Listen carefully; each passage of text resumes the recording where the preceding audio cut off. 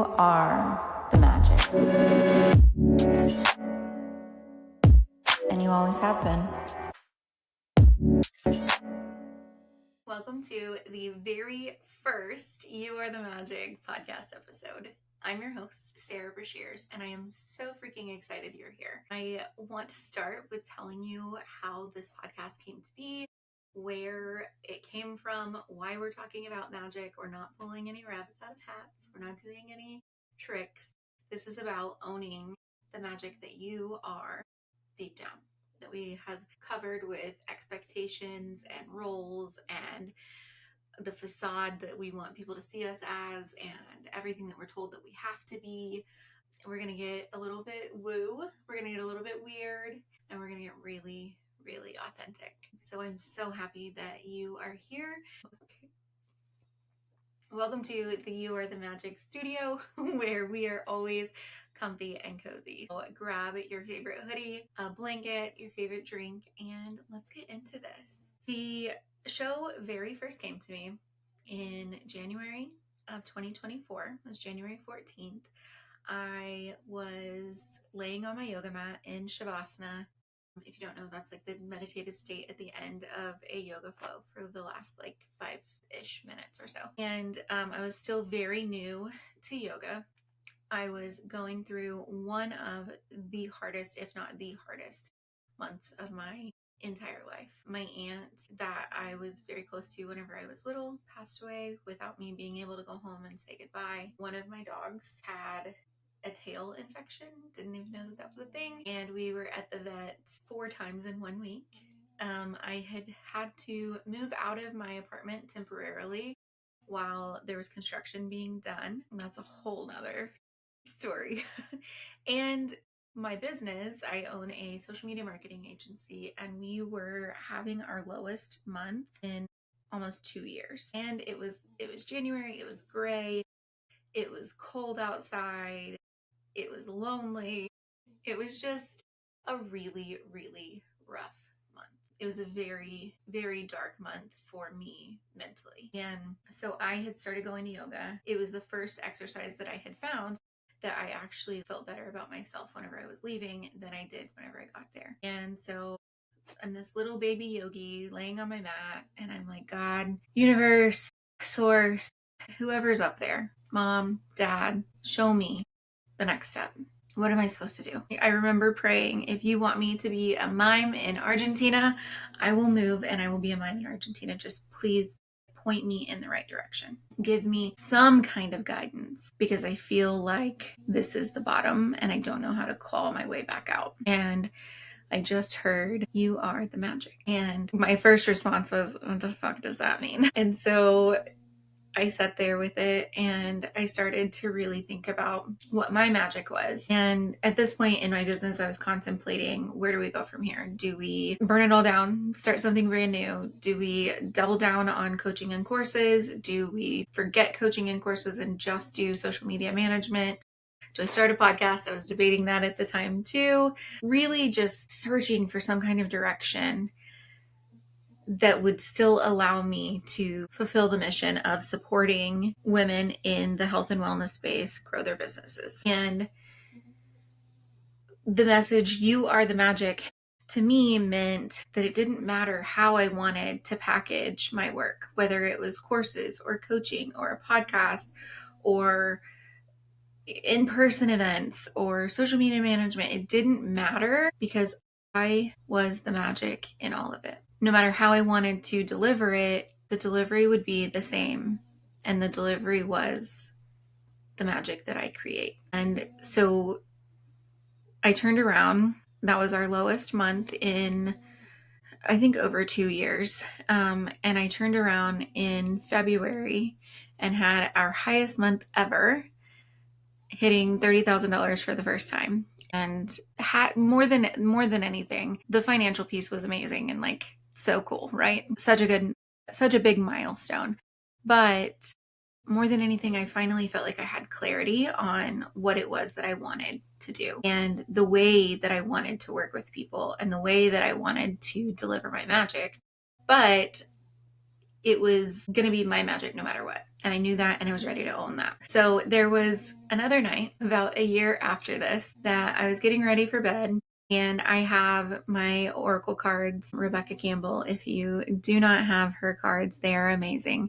And I think of oracle cards as just like a angel message. It's kind of like a more in-depth version of like seeing 1111, or for me, seeing 355, or butterflies or everything, whatever. I consider oracle cards to be kind of like angel messages. And so I have a couple of decks that sit next to my bed, and I just pull them out whenever I am feeling like I need to, whenever they call out to me. And so I saw them and I was like, ooh, I should pull a card. And I started to get up to get out of bed to grab the cards. And I heard, what if you stop trying to hide the parts of you that you don't think people will accept, and you actually just double down on those? It was a much more condensed version of that, because when I get downloads, it's hearing, but it's knowing. It's a thought that I know doesn't originate in my brain, that I know is from God, source, universe, whatever you believe. And it was just, I got this visual of me hiding something behind my back. And that something was my magic. I didn't know it at the time, but it was all of the parts of me that I felt like I couldn't share because people wouldn't accept them, or because they didn't fit the role that I was supposed to be playing, or because it didn't fit in the box that I had built for myself. And I just had this concept of, what if you stop hiding that and you double down, and that is the direction that you move in. That is the way that you move now. That is the way that you show up. You don't filter any of it. You just let yourself be seen. And that was another download that I got during yoga, is it is safe to be seen. And I had no idea that that was a block that I was carrying around.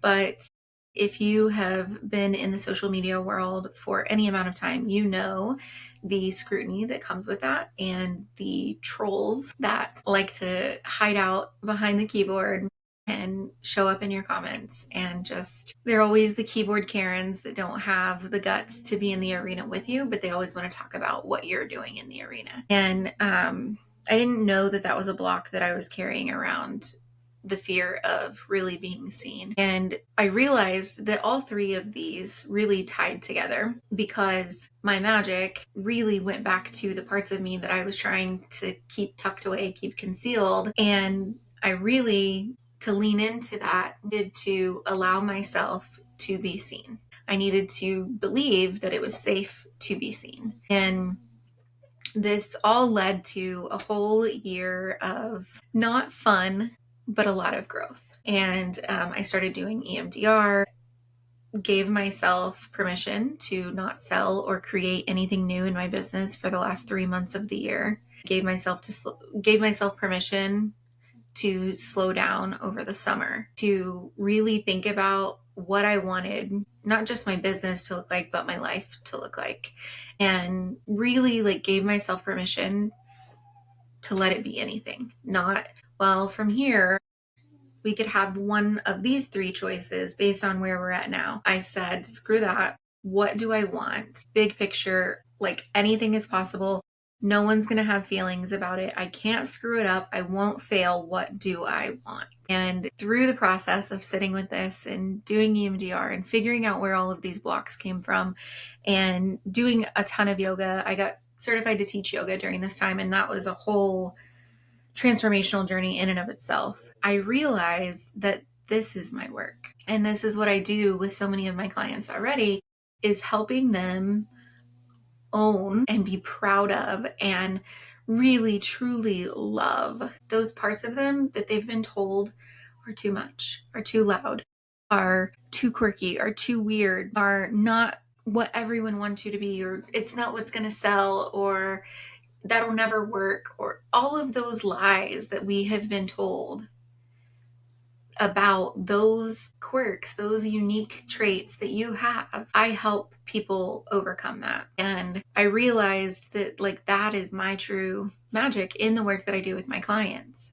And so I thought, what better way to share that and create that than to start a podcast and let the whole world come along for the ride. Something that I have noticed in the work that I do is that it feels like we are all, quote unquote, trying to be original online. We're trying to be content creators. We're trying to be this most authentic version of ourselves, but we're not actually creating anything. We're just duplicating what we see and what we've been told we need to be. And I call that being a TikTok Barbie. One of the things that this always makes me think of is during the pandemic, whenever like TikTok dances were a huge thing and a new-ish thing, there was a weird little like poke your tongue out move that it felt like everyone did at the end or at some point in their TikTok dance.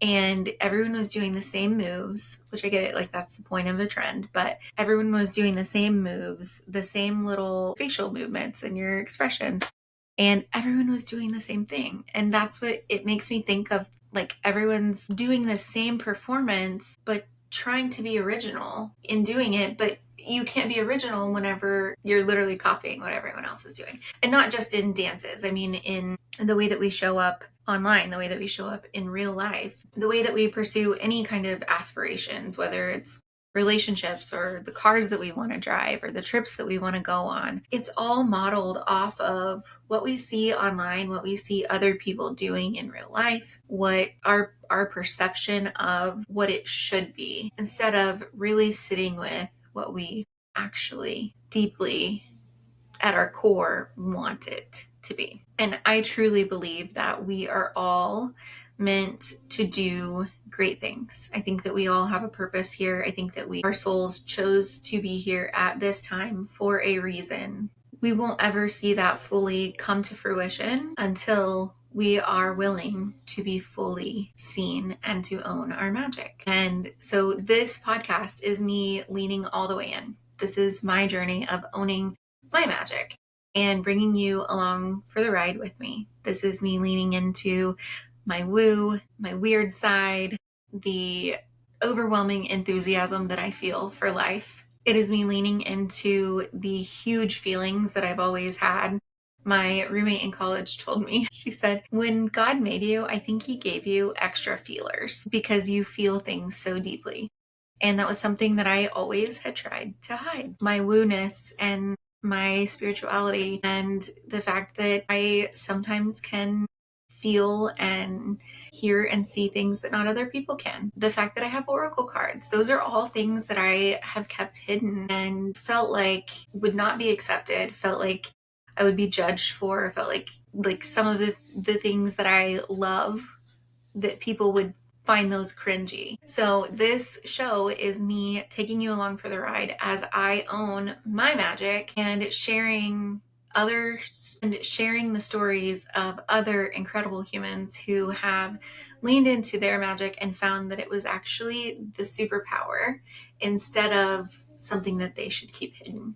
So we will be talking with some of my favorite humans in the entire universe and hearing about the things that they have found to be their own magic and what they were able to achieve or accomplish when they leaned all the way in.